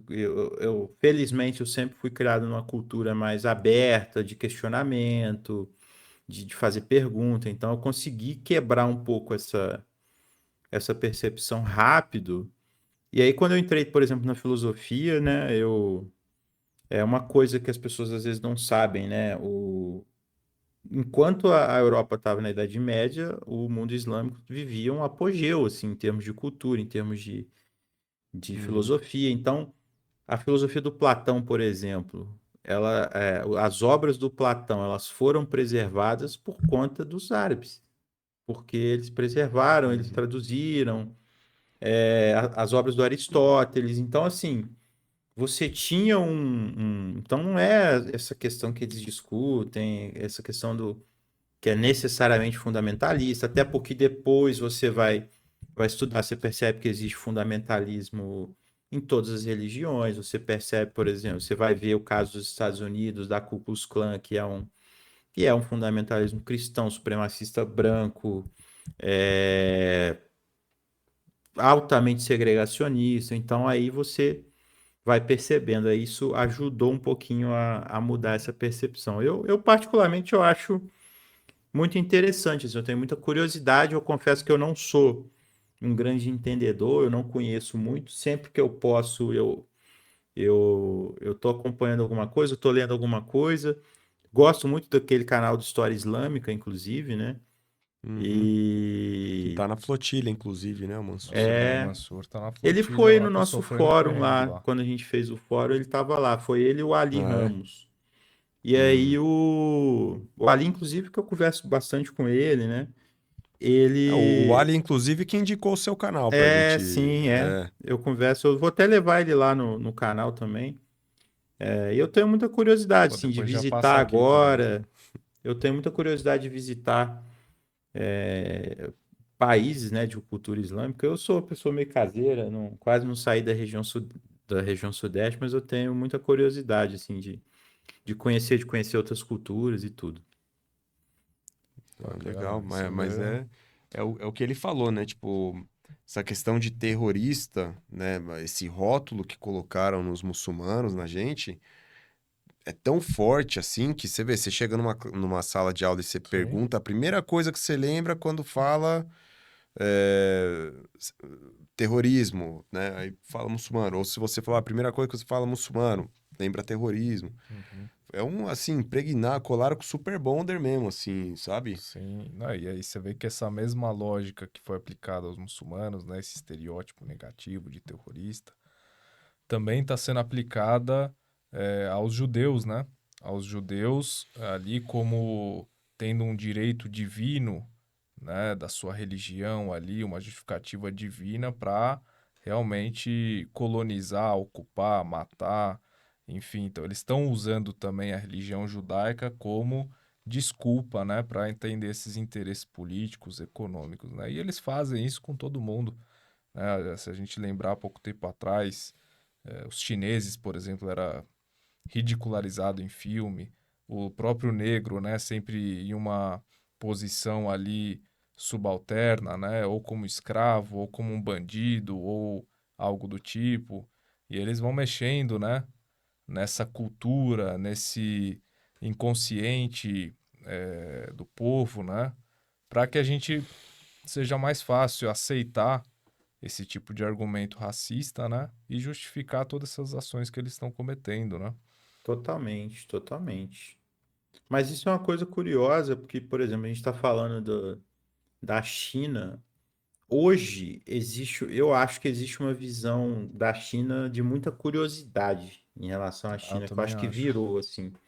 O A própria sentimento direita, né? Eu acho que. é, o sentimento que eu percebo é, por exemplo, eu dou aula de filosofia para o ensino médio. E eu estou dando aula agora de uma disciplina também, né? Que é dessas disciplinas novas desse novo ensino médio. É uma disciplina muito interessante, que eu estou adorando dar aula sobre ela e tem tudo a ver com o que eu falo no canal também, que é de uma disciplina que chama Trabalho e Desenvolvimento Econômico. E aí eu estou dando a aula lá sobre alguns aspectos do desenvolvimento econômico, o que é desenvolvimento econômico, trabalhando com eles. E essas últimas semanas eu ensinei eles sobre complexidade econômica. Eu peguei, inclusive, o livro do Paulo Gala, que é um livro muito bom, que debate esse assunto. O Paulo é um cara muito bom nesse tema. E aí eu ensinei eles a usarem, que é uma ferramenta que chama Atlas da Complexidade Econômica, que é uma ferramenta que você estuda ali os países a partir desse olhar da complexidade econômica. Então, você vai estudar o que que eles exportam, o que que eles importam, você vai estudar o índice de complexidade econômica deles, você vai estudar as parcerias comerciais que eles têm, para onde eles exportam e tudo. E é muito curioso, porque aí eu mostrei para eles algumas experiências de desenvolvimento, como que eles podem ver isso dentro do mapa, dentro desse mapa. E aí, quando eu pedi eles para escolherem, ó, escolhe aí um país, qual que vocês querem usar para a gente explorar ele aqui, para a gente sentar e ver de cabo a rabo aqui o Atlas. Eles escolheram a China, porque eles ficaram curiosos com esse processo de desenvolvimento chinês. É uma coisa que nem na minha época, quando eu era aluno, a gente tinha muito isso. Eu acho que isso está começando a mudar essa percepção. Uhum, interessante. Ah, com Legal. certeza. A China era. Não sei, as pessoas, né, imaginavam a China na época ali dos anos 90, anos 2000, como um país atrasado, um país tal, e o país estava em total ascensão, né? Hoje todo mundo quer. Acho que Quer fazer quando, negócio, né? quando tem dinheiro, aí, pô, os caras são bons, hein? Uhum. Mas são vários dos estereótipos que rodeiam a nossa sociedade, né? E que estão sempre presentes aí em qualquer discussão, seja da direita, seja da esquerda, né? E o que a gente vem falando, acho que você, Frederico, expressou muito bem essa necessidade nacionalista, né? É, de pensar realmente no que vai fazer bem para o povo, né? De forma coletiva. E eu vejo que tem bastante gente falando nesse sentido, né? Até pessoas de direita, aqui como o Rubão, que veio, né? Outras figuras aí que vem falando sobre essa ideia mais nacionalista, de pensar num Brasil um projeto econômico, um Brasil com projeto social, né? E não aí a cada 4 anos uma questão diferente. Mas chegando aqui nos nossos finalmente, né? Eu primeiro quero agradecer a sua presença aqui, viu, Fred? Foi bem esclarecedor, foi bem legal a nossa conversa. Eu queria que você deixasse aí uma última fala aí e também apresentasse para o pessoal que se interessou, quer saber mais, colocar suas redes sociais, movimentos de que você participa, eventos, enfim. Deixa para nossa audiência aí, para a sua também, o que que vai ter de novo que a gente pode esperar aí de você. Então, eu queria primeiro, né, agradecer a oportunidade de conversar com vocês. É sempre muito bom, né, conversar, conhecer gente nova, estabelecer essas relações, né? Eu acho isso importante, ainda mais nesse momento que a gente está vivendo uma situação muito complicada no mundo. A gente está vendo a situação que está acontecendo lá em Gaza agora e tal. Então, esse contato é sempre muito bom. Para quem quiser me conhecer, estou lá no YouTube, tenho meu canal.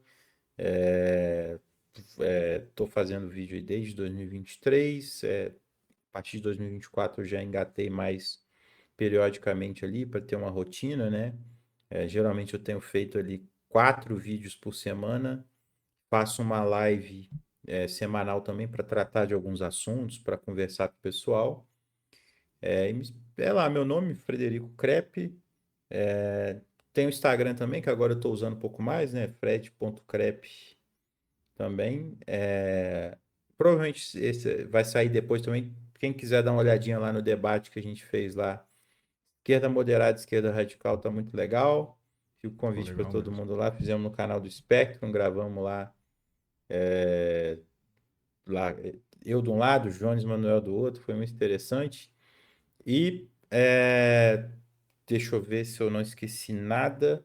E quem quiser seguir também, estou construindo agora, estou tentando ajudar a construir um novo campo político no Brasil. Vamos ver até onde isso vai dar. Quem quiser achar lá no Instagram, Fórum pelo Novo Trabalhismo. Tentar reorganizar o trabalhismo em outras bases, com outras organizações em torno de um movimento mais amplo para poder acolher as pessoas, trazer as pessoas para perto, para fora de uma estrutura engessada dos partidos. Então também fica o convite para quem quiser acompanhar lá. Bacana. Agradeço mais uma vez o convite, um grande prazer aí te conhecer. E a galera aí, para nossa audiência, já segue lá nas redes aí do Frederico, certo? E também segue aqui o Salam Aleikum Podcast, curte esse episódio, manda para todo mundo aí que você conhece, para a gente fortalecer cada vez mais debates, pensando em um Brasil eh, mais nosso, mais nacionalista, né? Mais dedicado ao povo brasileiro realmente. É isso que a gente quer vir trazer e também desmistificar todos esses preconceitos aí, principalmente acerca da religião islâmica, né? Que é importante a gente divulgar isso para as pessoas. É um tema que vem crescendo muito, ainda mais depois desse genocídio que vem acontecendo na Palestina, né? Inclusive, tenho vários amigos aí que, né, se mostraram totalmente fora da realidade quando se trata de muçulmanos, de árabes, palestinos, né? Pessoas aí que se convencem de opiniões aí de bandidos, de mentirosos, né? Como muitos aí dessa extrema direita que vem cada vez mais forte no Brasil. Então, realmente precisamos fazer força, precisamos se unir para que isso não vença, para que isso não tenha mais desdobramentos, né? Então, quero agradecer a todos aí, principalmente nossa audiência, o pessoal da Impulse Rec e toda a equipe do Salam Aleikum. Amir, tem mais alguma consideração? Não, isso aí, só agradecer ao nosso convidado aí, muito obrigado mesmo. Foi muito proveitosa a nossa conversa, acho Com que certeza. muito produtiva também, o pessoal vai gostar aí, se Deus quiser. E é isso, né? O que você falou, né, antes de começar esse genocídio, a gente, né, pô, você é bolsonarista, extrema-direita, vamos tal, né, discutir e tal. Depois que tem um genocídio acontecendo, você acaba perdendo a Boa, amizade, né? boa, não Não tem o tem que muito falar. não tem muito o que falar para isso, né? Então, a pessoa que apoia um negócio desse, você não consegue mais confiar ela para ir na sua casa ou para ir em algum, né, para conviver com você. Então, Com certeza. infelizmente. Mas ainda tem tempo, ainda tem muito episódio aí pra vir, pra tentar esclarecer. Então compartilha com essas pessoas que você conhece, porque a gente precisa acordar o máximo de pessoas aí possível para essa nova realidade aí que tá vindo pro mundo inteiro, né? Então quero agradecer mais uma vez. Valeu, Amir. Valeu, Frederico. Obrigado a toda a nossa audiência. Viva a Palestina e salam alaikum wa rahmatullahi wa barakatuh.